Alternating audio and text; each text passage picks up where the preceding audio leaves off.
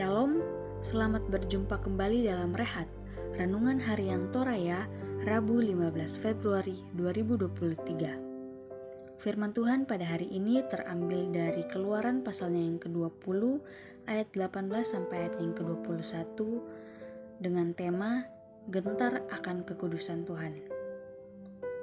Sebelum kita membaca firman Tuhan, mari kita bersatu dalam doa, kita berdoa. Puji dan syukur kami naikkan kepadamu ya Allah Tuhan kami pada hari ini. Berkat kasih dan pemeliharaan-Mu, kami dapat memasuki hari yang baru karunia Tuhan. Kami mau menjalani kehidupan kami hari ini dengan mendasarinya melalui firman-Mu. Saat ini kami akan membaca dan merenungkan firman-Mu, kiranya Roh Kudus menolong kami sehingga firman-Mu sungguh-sungguh dapat kami mengerti dan dapat kami lakukan dalam kehidupan kami sehari-hari. Bersabdalah ya Tuhan, kami siap mendengarkan. Dalam Kristus Yesus kami berdoa. Amin.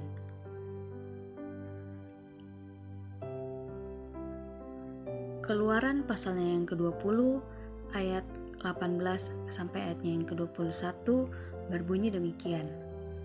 Orang Israel takut menghadapi kedatangan Tuhan. Seluruh bangsa itu menyaksikan guruh mengguntur, kilat sambung menyambung, sangkakala berbunyi dan gunung berasap. Maka bangsa itu takut dan gemetar dan mereka berdiri jauh-jauh. Mereka berkata kepada Musa, "Engkaulah berbicara dengan kami, maka kami akan mendengarkan.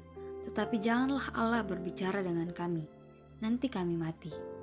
Tetapi Musa berkata kepada bangsa itu, "Janganlah takut, sebab Allah telah datang dengan maksud untuk mencoba kamu dan dengan maksud supaya takut akan Dia ada padamu, agar kamu jangan berbuat dosa." Adapun bangsa itu berdiri jauh-jauh, tetapi Musa pergi mendekati embun yang kelam di mana Allah ada. Amin, firman Tuhan.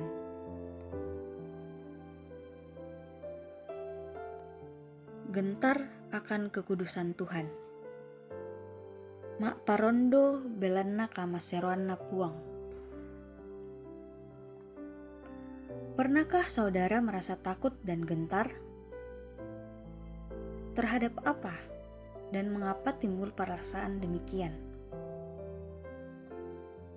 Biasanya manusia takut terhadap sesuatu yang membahayakan dirinya atau terhadap seseorang yang jauh lebih berkuasa daripadanya. Jika Allah melalui tindakannya membebaskan Israel dari perbudakan di Mesir, itu berarti Allah itu baik. Tetapi mengapa Israel takut dan gentar? Ternyata Allah yang baik itu juga adalah Allah yang dahsyat dan menggentarkan. Penyataan kedahsyatan Allah itu datang melalui gejala-gejala alam yang mematikan. Pada ayatnya yang ke-18 dikatakan, seluruh bangsa itu menyaksikan guruh mengguntur, kilat sambung menyambung, sangkakala berbunyi, dan gunung berasap. Maka bangsa itu takut dan gemetar, dan mereka berdiri jauh-jauh. Penyataan ini terjadi sesudah Allah memberi 10 hukum kepada umat perjanjiannya. Hal ini menegaskan bahwa Allah menuntut umat itu agar tidak bermain-main dengan kasih, perjanjian, dan hukum-hukumnya. Memang Israel sudah menguduskan diri mereka sesuai perintah Tuhan sebelum Tuhan menyatakan dirinya di hadapan mereka.